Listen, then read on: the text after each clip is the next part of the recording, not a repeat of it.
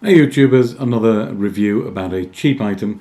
This is to help you with doing screencasting. Let me put it the right way around. So this is a cheap microphone.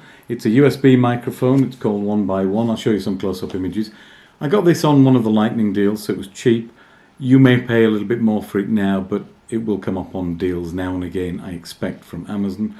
This one cost me, I think, if I remember rightly, I'll put the price on screen. I think it was about £10, which is about $15. So I'm going to show you what we get with it. Let's have a look.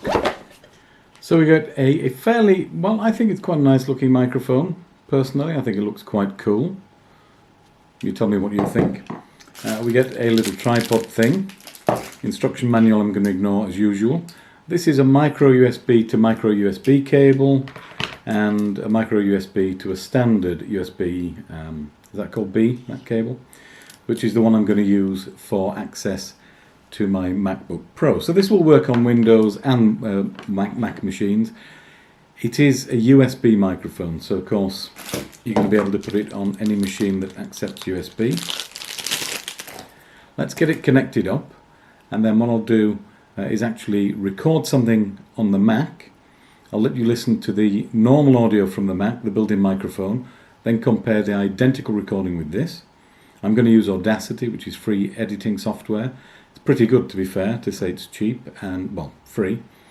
So let's just put this tripod stand on. Now, I did actually test this myself earlier, and I was rather surprised at the sound. On the back, let me just see if I can show you that. So we have the USB connector and a headphone output. Now if you want to monitor your sound, that's something that you would use. I tend not to bother, quite honestly. I look at the waveform, but this is so cheap. It's very light, but it looks like it's worth more than the price I paid, I would say. So what I'm going to do is record the audio into Audacity with no effects. I'll let you listen to that and the original delivery. Always stop for Amazon parcels. Ooh, that'll be another cheap item that I'm going to review. So let me get this plugged into the MacBook. Now, one thing to be aware of, I think, with these is that you do need to set the volume in your recording software for best sound. So you're going to have to look at the input levels. From what I remember, oh, look, there's a mute button on the top. Just here. Pretty cool. Now, you can adjust the angle so it's pointing up at you if you want to, but it looks like you would need to... Oh no, that's fairly loose. You'd need to tighten it, I think. I would say that sort of a distance is fine. You've got this mesh pop filter. You could probably get a better microphone cover, dead cat type thing. I'm going to use this just for doing podcasts, screen recording, tutorials, that kind of thing. But anyway, let's actually listen to what it sounds like. So I'm going to record a small amount. Okay, what you're listening to at the moment is the sound from the built-in microphone on the MacBook Pro. It's an older MacBook Pro. I don't think that will make a massive difference, but you can hear the sound. So I'm going to record now using the 1ByOne, and we'll be switching to the sound from that microphone, the USB microphone, in about 5, 4, 3, 2, 1. So now what you're hearing is the sound from the 1ByOne USB microphone. Let me know in the comments whether you think there's much of a difference. I am conscious that there's noise around me. I'm getting quite an echo from the room that I'm in. I've had to redo this part of the recording because the first one I did, I forgot to set the recording levels right, which I'd mentioned in the video. If you do that, you should get better sound quality, whatever device you're using. The other thing I've noticed is that the micro USB to micro USB cable, according to the instruction manual which I finally read, is actually for use with Android phones. It's an OTG cable, and it means I can plug this microphone into an Android device, tablet or phone, and I can then actually record on that Android device. So I'm going to have a go at that and just see if the sound comes through decently from a simple Android device. We'll have a listen. So we'll switch back to the normal sound again, and I'll play back this entire segment so that you can hear the same sort of audio from both devices. So we're switching back to the MacBook Pro now. Let me know in the comments whether you think there's much of a difference. I am conscious that there's noise around me.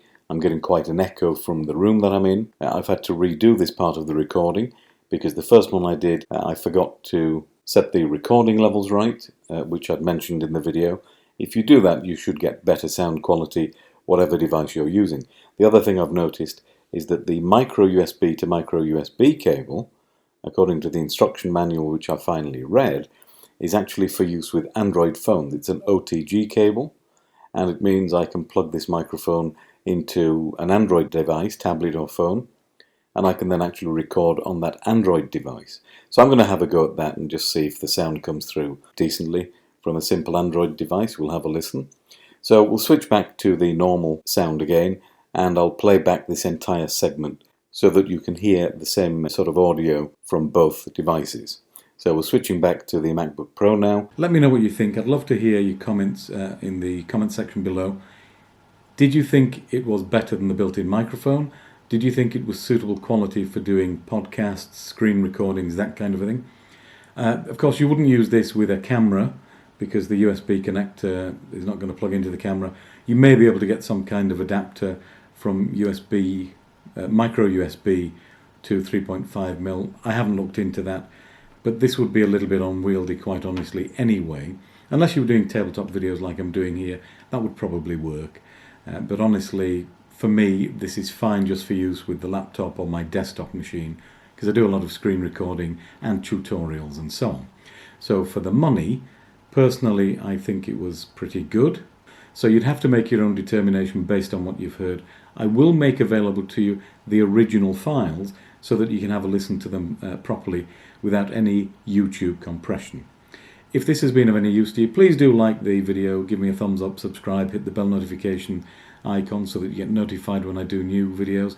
I have a few lavalier microphones to test, cheap ones, because I like to do filmmaking on a budget, as you probably know if you've seen the channel before. And I'll get you those videos in the next week or so. And then we'll do a shootout between all the videos, all the microphones that I have, all the lavalier mics, the big mics, the cheap mics and so on, and see which does what, how good they are, how much difference there is between them, and how cheap you can go while still getting some decent quality sound for your videos and audio recordings. Okay, thanks for watching. Don't forget to like and subscribe, and I'll see you on the next video. Bye now.